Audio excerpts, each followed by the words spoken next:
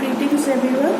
Today I will be showing the demonstration for the fabrication of a short label bow. So short label bow is an active component of the removable appliance.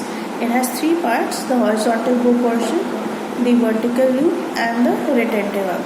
For the horizontal portion, I first cut a piece of wire,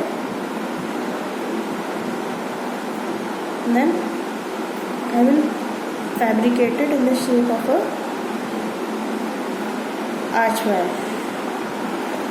So this arch wire that I have fabricated, it should fit the most label portion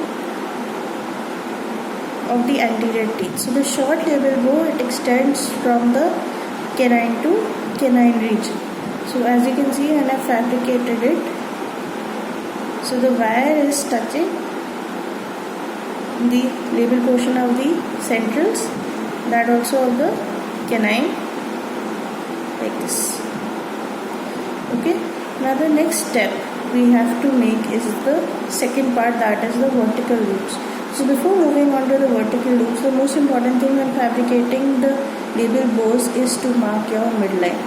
Otherwise you will have a shift and it will become very difficult. So I have marked the midline here. Now again we are making this short label bow. So here there are two ways of fabrication. So one is this short label bow can be used for retraction in mild overjet cases, and second, it is also used as a part of the component of the Hawley's retainer when used for retention. So when used for retention and fabricating a short label bow, it is the vertical loop is bent from the middle third of the canine. Okay, so the mark would be here, but however we are not fabricating it for retention. So the short label bow that is made in your clinical exercises is the one made for correction of mild overjet. So the vertical loop will start somewhere around here. That is the first third, that is before the middle third, just between the lateral incisor and the canine. So over here we will mark a point.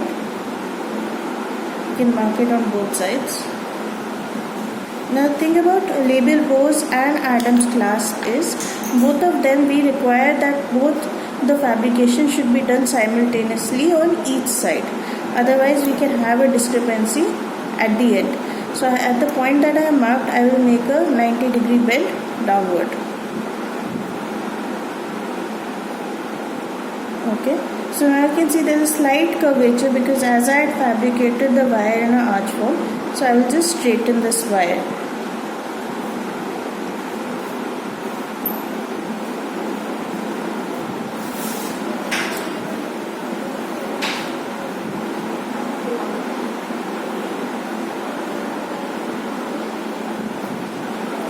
Similarly, I will do the same on the opposite side.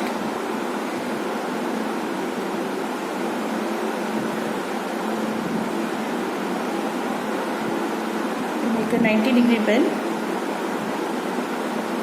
Now over here, holding it in the same plane of space is important. Just as I shifted a little bit, the wire bending went in an opposite direction. So hold it in the same plane of space and bend downwards. Now the wire is coming not in the same plane of space, you can adjust and readjust. Why? If we adjust and readjust at this stage and we make sure that the wire stays in the same plane, the final outcome of the label bow is affected.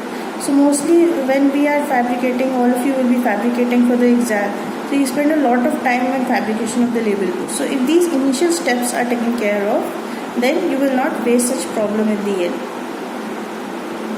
So over here we will just place the wire and make sure that the bend is 90 degree.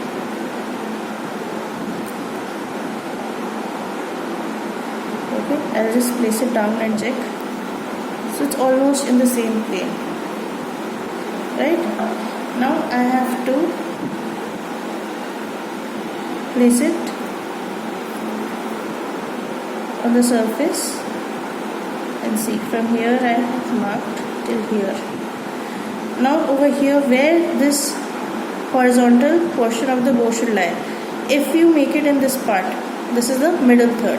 That is when we are making the bow for retention, it is made in the middle third along with extending till the middle third of the canine. So middle thirds is both when you are making the labial pose for retention. That is a simple way to remember. However, for clinical exercises, make it between the lateral and canine, and similarly the horizontal bow portion will lie between the incisal and the middle third. That is a little bit more towards your occlusal plane, like this. Okay.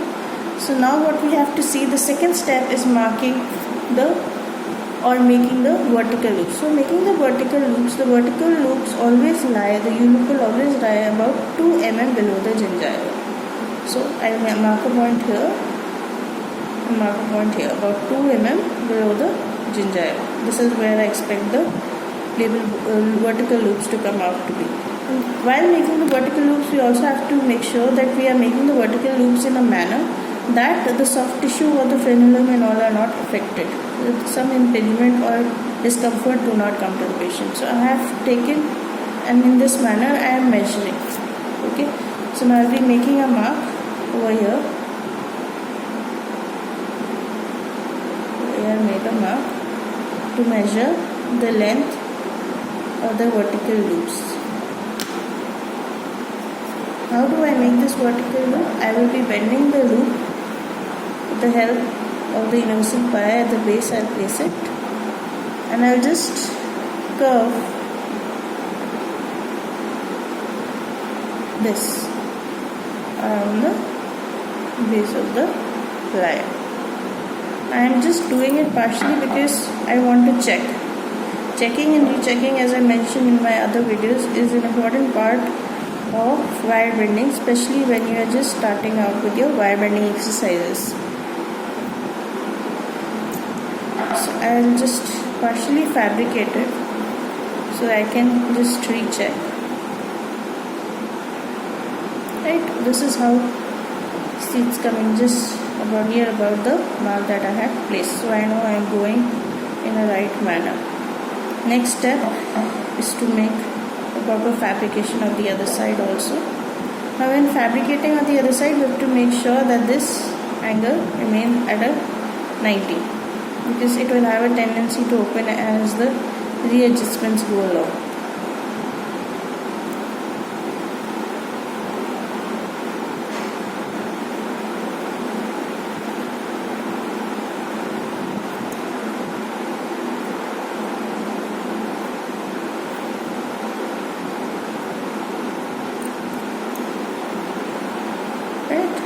So here also I just close the loop.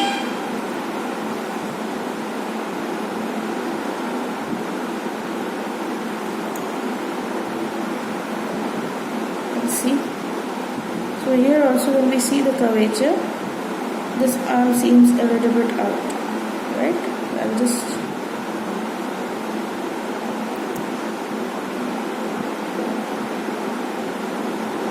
both loops seem equal. This angle is a little bit more than 90. I'll just place and recheck.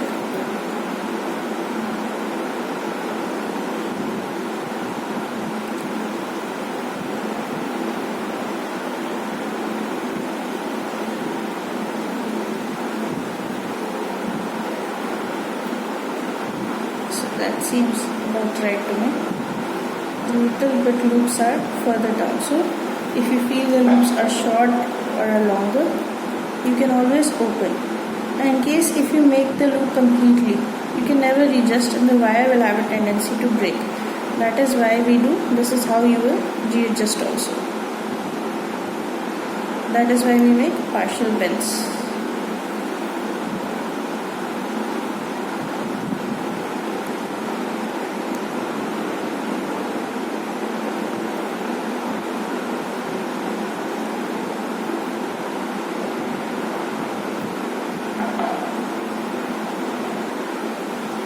Check once more.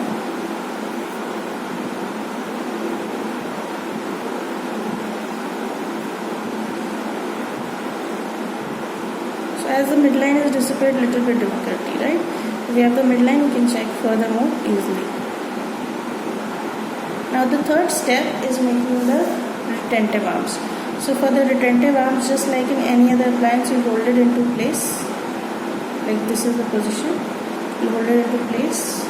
Take a marker.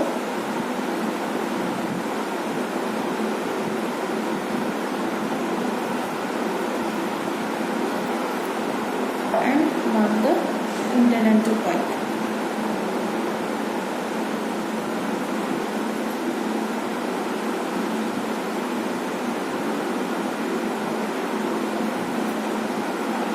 So here you mark the incidental point.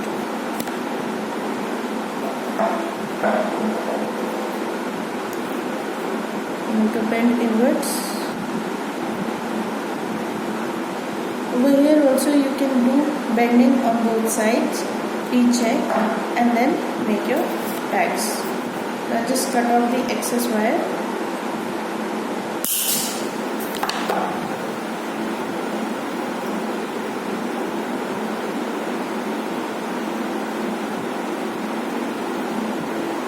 So here also I will just mark the incidental point.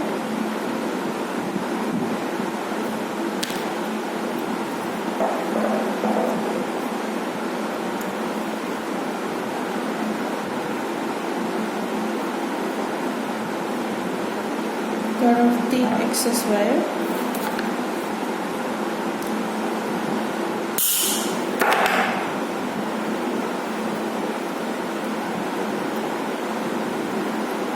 Now I just have to, I've placed it, I've checked the loops, I just have to bend this inwards and fabricate the tags. So at the end, after fabricating the tags, I will place it.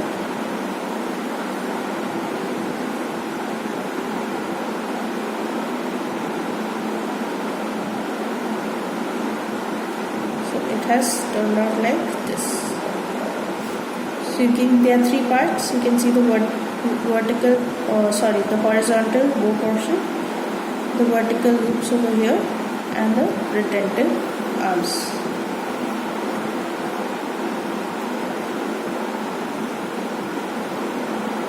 The loops being equivalent 2 mm below the gingiva. Okay, thank you.